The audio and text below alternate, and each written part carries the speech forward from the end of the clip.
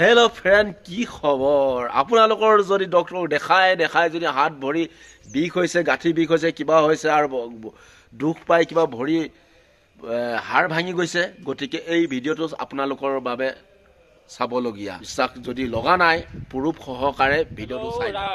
মই আগত এটা ভিডিঅ' দিছিলোঁ এই ঘূৰ মৰা মুলুক চাপৰি মানুহজনৰ কাৰণে। আজি আকৌ আহিছোঁ তেখেতলোকক এটা মাননি দিবৰ কাৰণে। এই মাননিটো কি কাৰণে দিছোঁ, আমাৰ এই মানুহগৰাকী মানে যিটো ভৰি এটা যে ভাগিছিলে, লেঙেৰা হৈছিলে বুলি কৈছিলোঁ, ডাক্তৰে ভাল কৰিব নোৱাৰাটো, এই মানুহজনে, ককাইদেউজনে এইজনে ভাল কৰি দিলে। সেইকাৰণে লোকে হ'লেতো কিমান টকা দিব, কি কৰিব মইতো নাজানো, দিলেহেঁতেন। আমি দুখীয়া মানুহ একো কৰিব নোৱাৰোঁ, দিব নোৱাৰোঁ।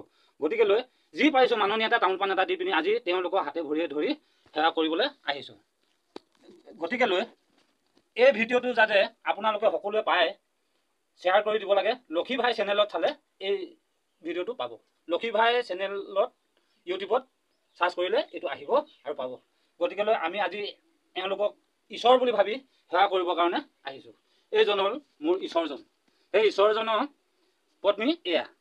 গতিকে লৈ এওঁলোকক দুজনক আমি একেবাৰে ঈশ্বৰ বুলি ভাবি আজি সেৱা কৰিছোঁ। কৃষ্ণ অ হৰি অ ৰাম। কি বোলে কিনো জনাম, জান বস্তু বোলে জানিয়ে আছে। আমি বোলে এই কোনো তামোল পাণৰ গৰাকী হৈছোঁ যদিও এখেতলোকক আমি চঞ্জাইহে দিছোঁ, তেখেতলোকে তামোল পাণৰ গৰাকী হৈছে। কিন্তু আমাৰ দিওঁতে থওঁতে অনেকখিনি অপৰামংগল হ'ব পাৰে আৰু ভাল হৈ যোৱা আমাৰ বহুত দিন হ'ল। ভাল হৈ গৈ পিনি আজি দিন কালি দিন বুলি কৈ আমি এখেতলোকক এই মাননি এটা দিব পৰা নাছিলোঁ। আজি কিঞ্চিতমান অকণমান আপোনালোকৰ আশীৰ্বাদত আহিবলৈ সময় পাই এখেতলোকক মাননিটো দিছোঁ। কৃষ্ণ, তোমালোকৰ ফালৰ পৰা ঘোষা গাই দিয়া। কোটি কোটি ঘূৰা পৰা ধনিতে কৰো আমি দুআখয়, হে হৰি মোক দাসহে নমানি, খেমিওক কৃপাময়, ৰাম হে হৰি মোক দাসহে নমানি, খেমিওক কৃপাময়। কৃষ্ণ প্ৰভু। হে হৰি। ককাইদেউ, আপোনাক যাতে আমি আৰু কিবা দিব আছিলে যদিও ইয়াতে ক্ষমা কৰিব লাগে, আৰু যাতে আগলৈকে ভাল হৈ থাকিবলৈ আশীৰ্বাদ দিব। আপোনাৰ ফালৰ পৰা দুখামান কওক। ভগৱানৰ আশীৰ্বাদত মই একো নাজানো। ভগৱানৰ আশীৰ্বাদত যিবিলাক মানুহক ৰাইজক সহায় মই কৰিছোঁ, কোনো মোৰ ডিমাণ্ডো নাই। আৰু মই আহিলে মানে নহ'লেও মই দি দিম, যিমান পাৰিম সিমান ৰাইজক সহায় কৰিম। আমি হ'লো মানুহ, নহয় জানো? মানৱে মানুহক উদ্ধাৰ কৰিব লাগে। সেই উদ্ধাৰটো আমাৰ কৰ্তব্যটো আমি সদায় জ্ঞানত অভিজ্ঞতা থৈ কিনে আমি এইটো কামটো কৰিয়ে থাকিম। আমি আহিলোঁ ৰাতিপুৱা 10মান বজাতে, এতিয়া 3:30 বাজিলে সময়। এতিয়া আমি যাবলৈ ওলাইছোঁ। এয়া হ'ল সেই ঘৰখনৰ গৰাকী আৰু গৃহিণী এয়া। এতিয়া চাওক, এইখন হ'ল শদিয়া, হতফুল ফুলা জেগা। আমাৰ এই গুৰুজনাৰ পিতৃ পুৰণা ঘৰ আজি ভাগি ছিগি উৰুলি গ'ল। কিন্তু এয়াই হ'ল শদিয়াতে জন্ম হোৱা ৰাজীৱৰ এলেকা, ৰাজীৱৰ জেগা, ৰাজীৱ শদিয়া। আচলতে তাৰ নামটো ৰাজীৱ গগৈ, এজন মানুহে দিলে ৰাজীৱ শদিয়া। সত্য জেগা, সত্য কথা। আৰু যদি এই মানুহজনে ইমান ডাঙৰ ডাঙৰ ঔষধ পাতি দি, ইমান ডাঙৰ ডাঙৰ এক্সিডেণ্ট মেডিকেলত ভাল নোহোৱা মানুহক ভাল কৰি পঠিয়ায়, সেইজন মানুহক মানুহে যদি দাবী কৰিলেহেঁতেন, এখেতৰ ঘৰখন আজি এই এনেকুৱা উৱলি নগ'লহেঁতেন। কিমান টকাৰ লোভ কৰা হ'লে সেইজন মানুহৰ ঘৰখন আজি এইটো গতি নহ'লহেঁতেন।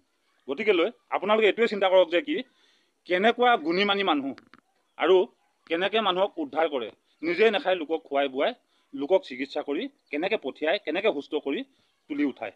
এইগৰাকী আমাৰ ভৰি ভঙা মানুহগৰাকী। তোমাৰ নামটো কৈ দিয়া। মোৰ নাম ববিতা চেতিয়া। মই অমৃতপুৰৰ পৰা আহিছোঁ।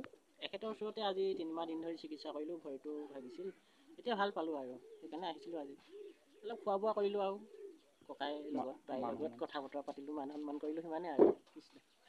আমি একো দিব নোৱাৰোঁ, দুখীয়া মানুহ। গতিকে লৈ মুখৰ কথাৰে এখেতক যি পাৰিছোঁ মৰম কৰিছোঁ। এয়াই হ'ল তেখেতৰ ঘৰ। এইজন মানুহ। আপোনালোকে ভালকৈ চাই লওক, ভালকৈ চিনাকি হৈ লওক। আপোনাৰ নামটো এবাৰ কৈ দিয়কচোন আকৌ। মই ভীম বাহাদুৰ চেত্ৰী, ঘৰমুৰা মুলুক চাপৰি, 5 নং কণ্ডিল পঞ্চায়ত। মই বাসিন্দা ঘৰমুৰা মুলুক চাপৰি। দেউতাকৰ নাম দিলৰাম বিষ্ট চেত্ৰী, মোৰ নাম ভীম বাহাদুৰ চেত্ৰী, কিন্তু প্ৰচলিত নাম লিম্বে চেত্ৰী বুলি কয়। লিম্বে চেত্ৰী বুলি ক'লে এতিয়া সকলোৱে জানে। জানে। গতিকেলৈ আপোনালোকে এইটোৱে বিশ্বাস কৰক, আপোনালোকৰ আগতেও মই ভিডিঅ' দিছোঁ আৰু এতিয়া আকৌ এই ভিডিঅ'টো প্ৰস্তুত কৰিছোঁ। কি কাৰণে? এখেতে যদি টকাৰ দাবী কৰিলেহেঁতেন, টকাৰ বিচাৰিলেহেঁতেন, এখেতে ঘৰটো কমচে কম ধুনীয়াকৈ বনাই ল'ব পাৰিলেহেঁতেন।